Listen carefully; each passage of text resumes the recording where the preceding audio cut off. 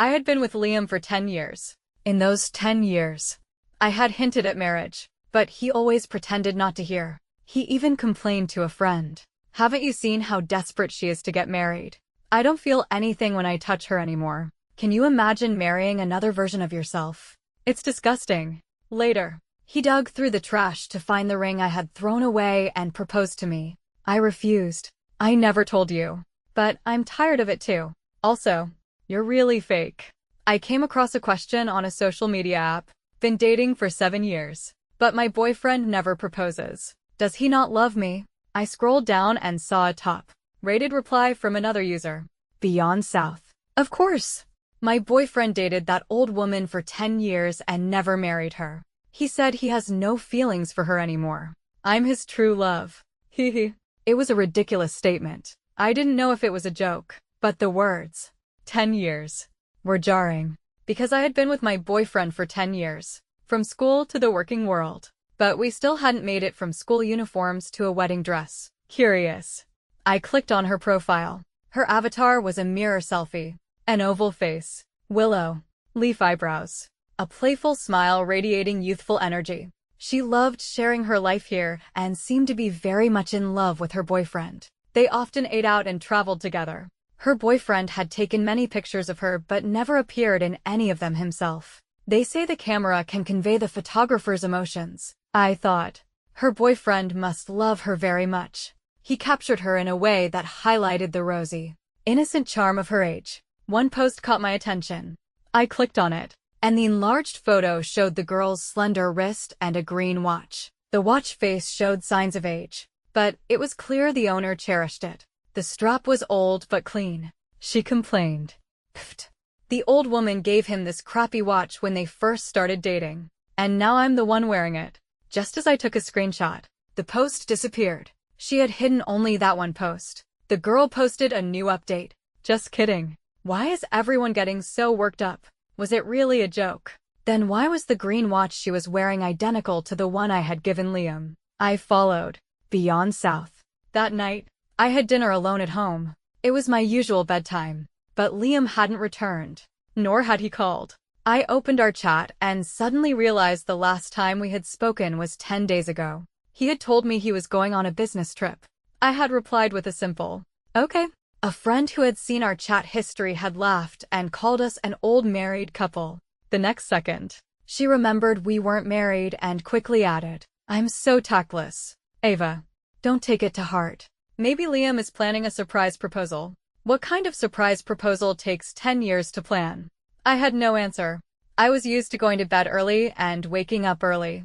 In recent years, Liam had been coming home late. He would often come back after I was already asleep. I would be at work the next day before he was awake. Our cohabitation was out of sync. Sometimes we wouldn't speak for a week or two. The clock struck 12 before Liam came home. He was surprised to see me sitting on the sofa. My gaze fell on his wrist, where there was a noticeable tan line. Where's the watch I gave you? The watch. He looked down at his hand as if just remembering, and said with annoyance, I must have left it at the office. I opened the screenshot and held it up to him, watching his expression. I saw a watch online that looks a lot like the one I gave you. What a coincidence. Right. Liam's expression remained unchanged. It is a coincidence. Seeing me staring at him, he frowned and said in disbelief, Ava, you're not suspecting me, are you? Here, come with me to the office. We'll look for it together. I'll call old Mark to come and open the door for us right now. He frantically took out his phone, pretending to make a call. I quickly pressed his hand down. It's so late. Don't bother Mark. I didn't want to become the subject of office gossip, Liam said pitifully. But I can't just be suspected by you for no reason. I believe you. He smiled and gave me a quick peck on the cheek. I just got back from a social event. I'm going to take a shower so I don't stink up my wife. He walked past me. I caught a whiff of sweet, feminine perfume mixed with the smell of alcohol. It was very faint. So faint that I was sure my nose was mistaken. I had given him that watch the day after we started dating. The college entrance exam results had just come out, and he had immediately run to my house, standing at the door with a red face, asking if I was going to the Capital University. When I confirmed, he had said excitedly, me too. So, can we be together now? He liked me. It had started a long time ago. He said it was love at first sight, followed by the joy of long acquaintance. I had seen it at a glance. After all, he was the only one who blushed every time he saw me. I was awkward and shy. Of course, we can. Because I felt the same way. We were first and second in our class. My feelings for him had grown out of a healthy rivalry. Liam was my first love. As a young girl full of romantic notions, I had used the gift money from my family to buy him a watch.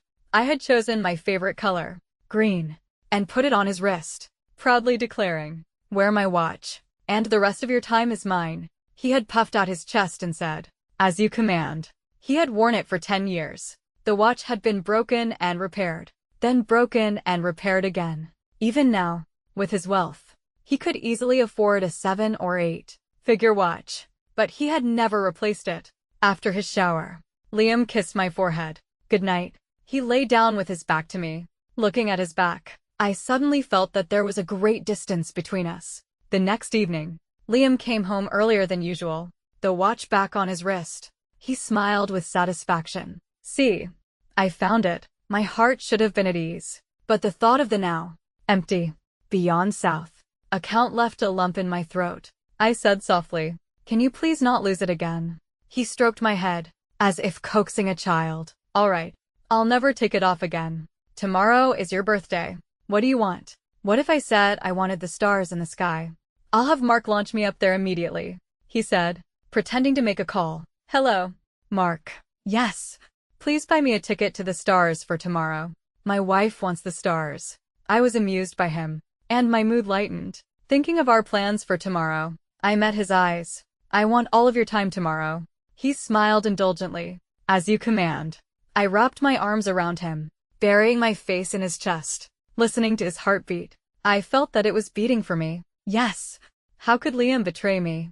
He was so good to me. He would give me whatever I wanted, except for a proposal. But who said a girl can't propose? On my birthday, we did all the ordinary and romantic things that couples do. We revisited our old school, had lunch in the cafeteria, made clay sculptures together. Except for occasionally checking his phone, he was completely focused on me. In the evening, we went to a movie. It was my idea. I had bought the tickets and booked a couple seat. It was a romance film, and the theater was full of couples. I leaned against him, immersed in the story, silently counting down in my heart. I was so nervous that I didn't notice Liam was constantly on his phone. The light from the screen illuminated his handsome face. He was clearly happy.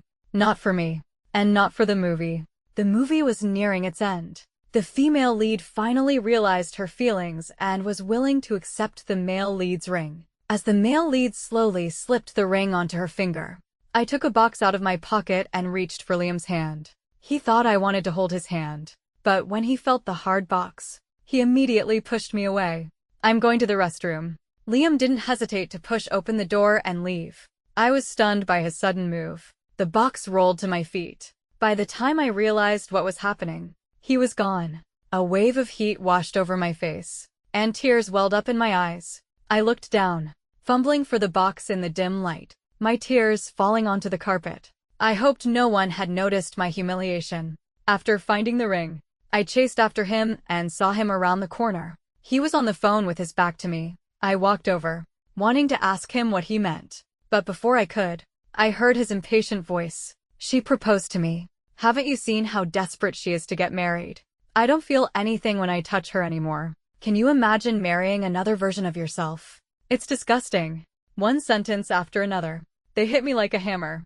I didn't even have the courage to listen anymore. I backed away and hurried out of there. My mind was in a daze. I don't know how I left the movie theater or how I got home. My ears were ringing with his words, over and over again. No feeling. Disgusting. I sat on the sofa like a statue, oblivious to the passing of time. Liam came back 10 minutes after me. He didn't ask why I had come back alone, nor did he ask why I looked so sad. He simply packed some clothes. "Something's come up at the Shanghai branch. I have to go now." It was a last-minute decision. "Mark has already booked the flight. I'll make up for your birthday when I get back." He didn't even look at me before he closed the door. A few minutes earlier, a social media post had been pushed to my feed. "That woman is ridiculous. Proposing like that. It makes me so mad. He's being punished by having to fly me to Shanghai immediately. Beyond South. My mind drew a line between the two accounts. It also proved that my nose hadn't been mistaken. Liam had indeed betrayed me. Staring at those two Souths, a hidden name suddenly surfaced in my mind. Chloe Chin. A junior from Liam's university days. Someone he had described as very annoying. I've never met anyone so annoying. That was his assessment of her in his junior year. I was surprised at the time. The Liam I knew was gentle, polite, a true gentleman in everyone's eyes. When he disliked someone, he would at most keep his distance. This was the first time I had heard him speak ill of someone. Intrigued, I asked what was so annoying about her. He poured out his grievances. Chloe was the daughter of his advisor's friend, so his advisor was very protective of her and had added her to his project midway through. That was fine. It was just a name on a list. But after joining the group, she did no actual work and just bothered him all the time. At the first gathering, she had publicly declared that with their names being so similar, it was a fated connection. Even though he had repeatedly told her he had a girlfriend, she persisted in crossing boundaries. For example, she had somehow found out that he didn't like coffee and preferred fruit tea.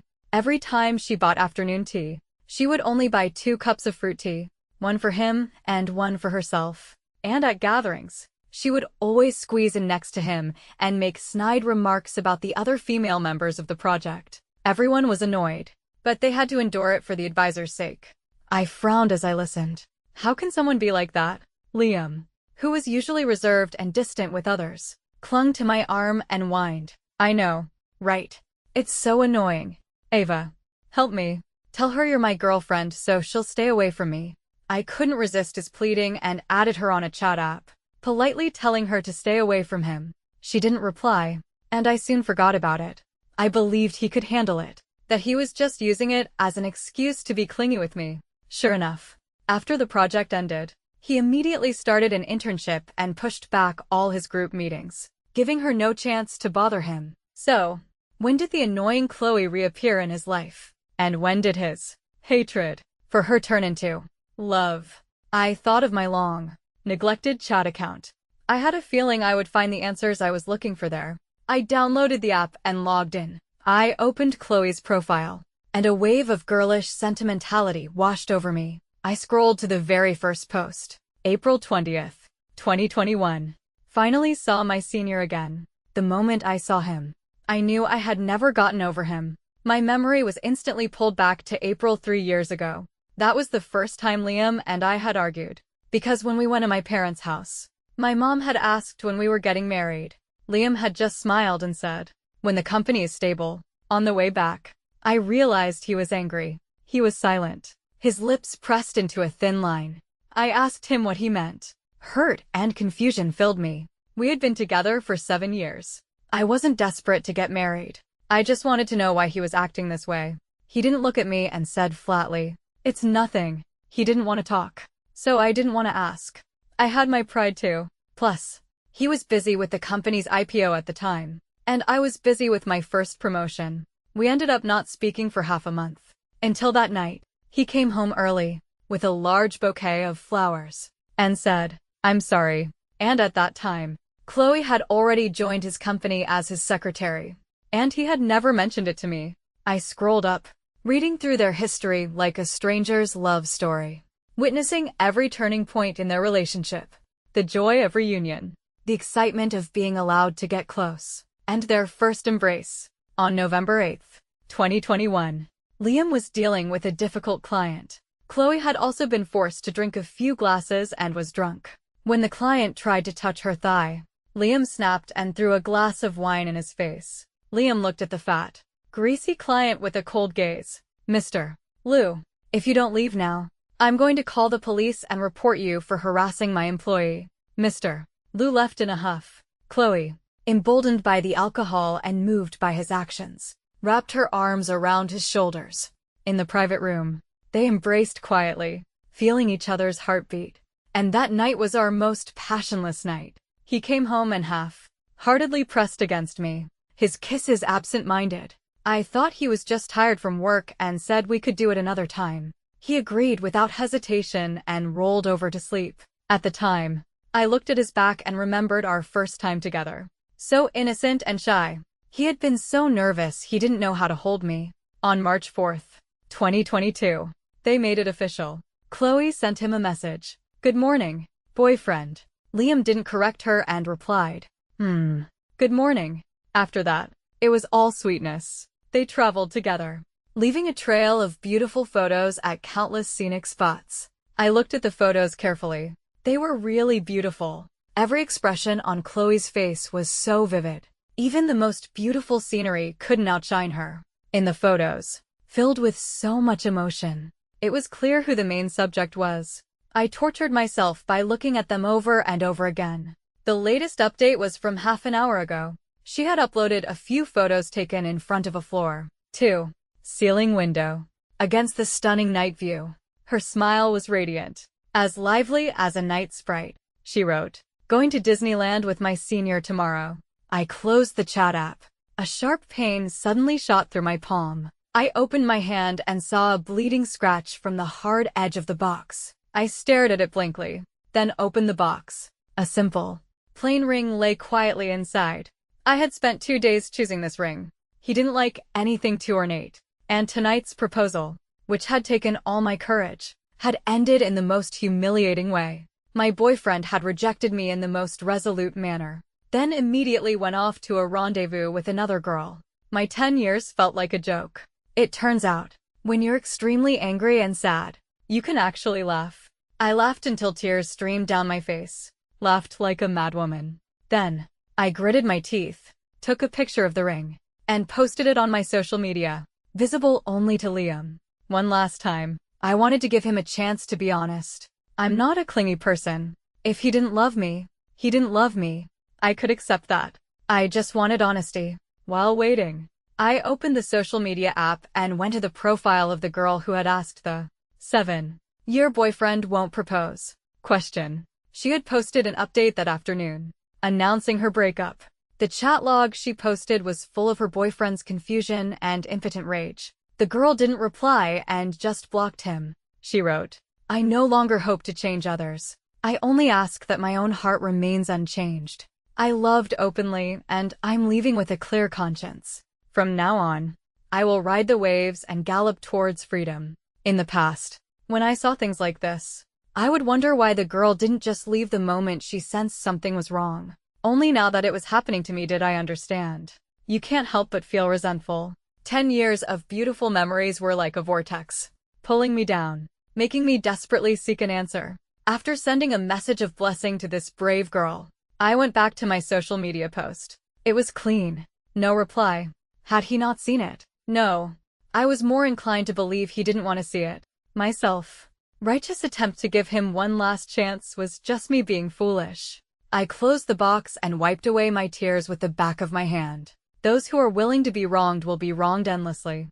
Let someone else be the fool. I'm done. This time, I was breaking up for real. I opened the app and bought a plane ticket to Shanghai for the next morning. Chloe is a person who really loves to share. Following her travel guide, I found Liam at the Alice in Wonderland photo spot. Chloe, in a fluffy pink princess dress, stood on a cobblestone path and looked back with a smile. "Do I look good like this?" "Hold it," Liam said, holding the camera, squatting, seriously capturing the beautiful moment. And I, an unwelcome intruder, walked into the frame.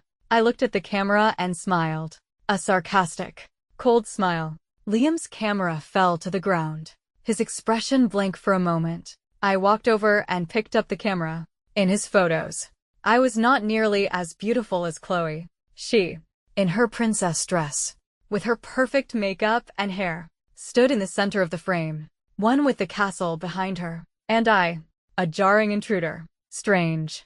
Hard. But who knew that I was the one who had taught him how to take pictures? Bit by bit, on our graduation trip, we went to Yunnan together. I stood among clusters of blooming roses and asked him to take a picture of me. He had a camera, bought with the money he had earned from tutoring after the college entrance exams, hanging around his neck. I told him he was wasting his money, that neither of us knew how to use it. He said, "But I'm worried my phone won't capture you at your best." He said it with such confidence, and he looked so well. equipped and professional, that I was really looking forward to the results. I never expected him to leave me with one bad photo after another. 10 days. Over 100 photos. And not a single one was usable. I remember after we got back from the trip, I sat in the hotel room and looked through all the photos. I didn't post a single one on social media, but I was filled with anger. I didn't speak to him for several days. He got anxious and sent me a flood of messages. To my surprise, on the third day, he just disappeared. No messages. I clutched my phone from morning to night, feeling sad and regretful. I wondered if I had gone too far this time, if I had taken advantage of his kindness and bullied him, making him angry. I never expected that he would be standing under my window that night. He was out of breath, his forehead beaded with sweat. He was holding a thick notebook, which he handed to me solemnly, his expression serious. Comrade Avis, yeah. Please review. Curious. I opened the book titled, A Beginner's Guide to Photography for Liam. I found that he had noted down every single one of his previous mistakes and the methods for improvement. He said, I asked a classmate who knows photography. I don't know if I'm missing anything. But don't worry. Practice makes perfect. I'll keep learning. I closed the book and looked up into his bright, shining eyes. My own eyes suddenly felt warm. I threw myself into his arms and hung on his neck. You fool. You fool. Why are you so good to me? Because you're my girlfriend. He was startled at first, then slowly wrapped his arms around my waist. His face as red as a tomato. As long as you like it, I'll be as foolish as you want. Later, we went to university together. We often traveled together during our university years, and his photography skills did indeed improve day by day. In our sophomore year, he even participated in the school's photography exhibition and won second prize with a photo of me. Once, our two dorms went on an outing together. After we got back, my roommate looked at the photos he had taken of us and said with sincere admiration, Ava, Liam loves you so much. You look absolutely stunning in his photos. It feels like the rest of us are just telephone poles. Lifeless. While you look like a fairy. Later, I asked him what he thought about when he took pictures of me. If he was happy to have such a beautiful girlfriend. He smiled, my reflection in his eyes. His voice as gentle as a spring breeze. When I'm taking your picture, I'm thinking, you look beautiful like this. And you look beautiful like that too. I have to capture it all. Now, looking at the photo of me and Chloe, I couldn't help but sigh. Your photography has improved again. But this time, I'm not the most beautiful one in your photos. Liam stared at me, his thin lips trembling, a hint of fear in his eyes. That? I didn't understand. If you're really afraid, you wouldn't do it. If you do it, why be afraid? After a long moment, as if he had just found his voice, he said slowly, What are you doing here? I smiled. Then, catching him off guard, I slapped him across the face with all my strength. Catching you cheating? Of course. Boyfriend. The slap turned his head to the side. The next second, his left cheek was swollen. My own palm tingled. How dare you hit her? You old hag. Chloe rushed forward, cupping his face in her hands. But he pushed her away. I raised an eyebrow at her, amused. I hit him because he cheated. Of course. Miss Chin, would you like a slap too? I was about to grant her wish. My raised hand was caught by Liam just as it was about to fall. His face was grim, his cold gaze so unfamiliar. Enough. It has nothing to do with her. My heart was pierced by something sharp. I slapped him again with my other hand, raising my voice to hide my sob. Flies don't buzz around an egg that's not cracked. Liam, you've got a pretty big crack. So, you're dumped. I turned and left, leaving Chloe to her impotent rage behind me. You crazy woman. No wonder he doesn't want you. Those words, like the wind, like the past, scattered in the air. I didn't leave. Instead, I followed Chloe's meticulously planned guide and had a blast for the rest of the day. I even watched the fireworks show at night. The fireworks shot up into the sky, like blooming paulownia flowers, like a sky full of stars. At the peak of the display, I took a selfie of myself and the beautiful moment. Actually, my selfies are also very beautiful, because I smile with confidence, without a hint of self-pity. When I got back to the hotel that night, I found that a video of me slapping Liam had gone viral. Calls and messages from friends started pouring in. I couldn't reply to them all, So I just posted a picture from tonight on my social media with a uniform reply. Had a great time tonight. All the unpleasantness is in the past. After dealing with that, I finally had the time to slowly browse the trending topics. Cheating boyfriend and mistress at Disneyland. Girlfriend catches them and slaps them. The comments were full of sympathy for me and condemnation for Liam and Chloe, mixed with some revelations from our university classmates. The girl and the cheater are my high school classmates. They got together after the college entrance exams. The guy was the one who confessed. Who knew? 10 years. Down the drain. 10 years of youth. Trampled on just like that. I feel so bad for her. Hugs. Oh my god. Did zombies eat his brain? I'm his university classmate. I've heard about the mistress. She knew he had a girlfriend in university and still chased after him relentlessly, targeting all the girls in their group. I can't believe two peas in a pod found each other. The girl was the top scorer in our year at school. How can such an outstanding girl be cheated on? Soon, with the help of insiders and netizens, their identities were revealed one after another, which also affected Liam's company. A large number of netizens flocked to the company's official social media account to protest, forcing them to set their comments to friends only. However, it was just a bit of gossip. The trending topic was suppressed in less than a night. That's the power of money. In our mutual friends group chat, a few of my roommates were still tearing into Liam for me. 10 years. And you never proposed. We thought you were planning a big surprise. But it turns out you were just preparing a big pile of crap. Liam, has your conscience been eaten by a dog? Do you remember who brought you medicine every day when you had a fever? Who went to every one of your classes and took notes for you? When you started your business after graduation, Ava supported you without a second thought. Who paid for your rent and utilities back then? Now that you're successful, you just kick her to the curb. Do you have a heart? When your mom was sick a few years ago, and you didn't have time, who took half a month of annual leave to be at the hospital and fulfill your filial duties? Liam, open your dog eyes and see who you should be thanking for where you are now. Liam remained silent. Finally, his university roommate, the dorm leader, disbanded the group chat. Everything returned to calm. I returned to Flower City, the apartment Liam and I lived in.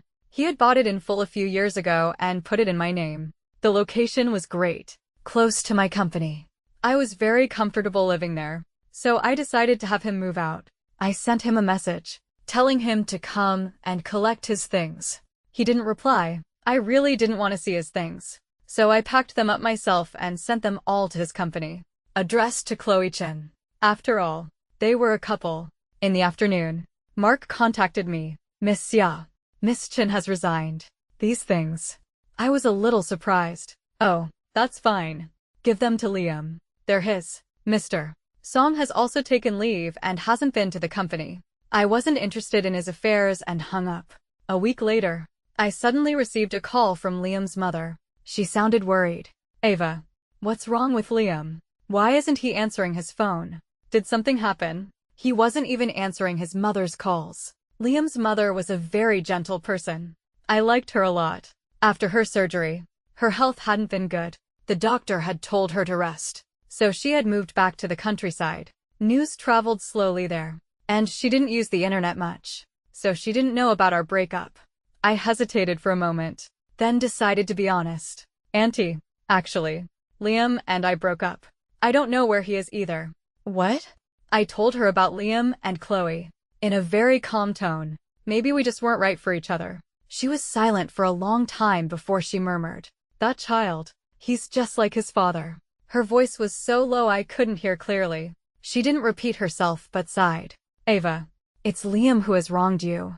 Child, you can blame him, but please don't hurt yourself. You are the kindest, loveliest girl I've ever met. Her words made my nose sting. I will. Auntie. 2 days after his mother's call, Liam reappeared. I opened the door to a large bouquet of green roses. He knelt on one knee, holding the ring I had thrown into a trash can at Disneyland, and looked up at me with a look of sincere devotion. Ava, I found the ring. Will you marry me? Let me spend the rest of my life atoning for my sins. I stood there, too shocked to speak. I looked at him as if he were a monster. Gradually, the shock turned to scorn, followed by a wave of sadness. She proposed to me. Haven't you seen how desperate she is to get married? I don't feel anything when I touch her anymore. Can you imagine marrying another version of yourself? It's disgusting. With every sentence I spoke, his face grew paler. I sneered. Liam, what makes you think that after hearing you say all that and knowing you cheated, I would still accept your proposal? Have you lost your mind? He swayed, then sank to the floor as if he couldn't support himself. He stared blankly at the ground. Actually, when I saw you at Disneyland that day, I knew I was going to lose you forever. I thought I wouldn't be sad. We had been together for so long that when I looked at you, I no longer felt any love. But when I saw you appear that day, I felt that there was nothing in the world more devastating. I scoffed. Liam, you're almost 30. Don't play this. I didn't know I loved you. Game with me. If you had told me 3 years ago that you had fallen for someone else, that you liked Chloe, I would have broken up with you cleanly. It was only 10 years. I could afford to lose. What you shouldn't have done was team up with Chloe to treat me like a fool, to insult me, to trample on my sincere feelings. He used the sofa to pull himself up, shakily. I don't like Chloe. I just think she's a lot like you were in your student days. You'd laugh when you were happy, cry when you were sad, and not care what anyone else thought. After graduation, we both changed. You learned to hide your emotions. I don't know how long it's been since I've seen you cry or laugh over something small. You also stopped relying on me. That made me feel very lost. I didn't know if you still needed me. I was disgusted. Please, don't insult me. And we've both been out of school for 7 or 8 years. Who has the obligation to tolerate you throwing a tantrum over every little thing? If I had acted like that in the workplace, I would have been fired long ago. He gave a sad smile. You're right. You see things more clearly than I do. I said expressionlessly. Are you done? If you're done, you can get out. Give me back the key. Or don't. I'll change the locks later. He took out a key. A small clay figure, in my likeness, was attached to it. We had made it together on my birthday. He started to take the figure off, but I stopped him. Don't. You don't need it. It'll just give people the wrong idea. There's no one else. He lowered his head, but didn't take the figure off in the end. He placed the whole key on the coffee table. I let her go. I clicked my tongue. What took you so long? One day, I received a text message from Liam's mother. She said that she was grateful for the courage I had given her, and that she had divorced his father. I was surprised by her decision. I had thought Liam's family was a happy one. That same day, I received a long text message from an unknown number. He rambled on about a lot of things. His parents had married for love. His grandfather had already chosen a suitor for his mother, but she had fallen in love with his father. They were very happy when they first got married and had him the following year. But while his mother was pregnant, his father had an affair with a colleague. His mother found out, and his father returned to the family. However, what happens once can happen twice. His mother often had breakdowns because of his father's infidelity. Who would have thought that the loving couple in the eyes of the world was actually rotten to the core? Growing up watching this strange scene had made him afraid of marriage. He was convinced that even the most loving couples would go their separate ways after getting married. So, when my mother mentioned marriage, his first reaction was fear. He was afraid that we would one day become hateful to each other. This fear made him afraid to face me. And so he had made a mistake. Finally, he asked if I had been braver then, and proposed to you immediately when your mother asked when we were getting married. Would our future have been happy? I rolled my eyes, though no one could see. Stop making excuses for your cowardly infidelity. Under the current system of marriage, a man who wants to marry you may not love you, but a man who doesn't want to marry you definitely doesn't love you. There are many ways to deal with the fear of marriage. The best one is to talk about it and face it together. He chose the most humiliating one for me: betrayal. So, it was just that he had grown tired of our relationship, and Chloe had brought a sense of novelty. In summary, he didn't love me enough anymore. He replied, "You'll never forgive me, will you? Forget it. You made me a fool for 3 years. The best ending for us is to never see each other again." I blocked his number as well. At the end of the month, I was promoted again to the position of department director and moved into a more spacious office. My roommate from the next city over took a week off, saying she was coming to congratulate me. Actually, I knew she just wanted to keep me company. After a few glasses of wine at my place, she was slightly drunk and started cursing Liam again, using every swear word she knew. I just listened. After she was done cursing him, she started scolding me for being too soft-hearted. If it weren't for some kind soul posting it online, I would have had to swallow my pride and suffer in silence. When she had finished, I said calmly, "Those few marketing accounts that were making the most noise. There are companies, please. There aren't that many spectators in real life." There were just a dozen or so cameras and NPCs that I had arranged. Some of the money Liam had paid to have the story suppressed had also ended up in my pocket through my year-end bonus. Besides, I didn't want his company to be seriously damaged. I owned 20% of the shares. After all, that was the result of my investment in his early start-up days. I had paid his rent and utilities for the first 2 years. By that calculation, I had made a huge profit.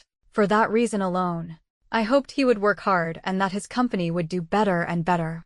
Liam had tried to call me a few times through Mark, either drunk or sick. I would answer, put the phone aside, and only pick it up when there was no more sound from the other end.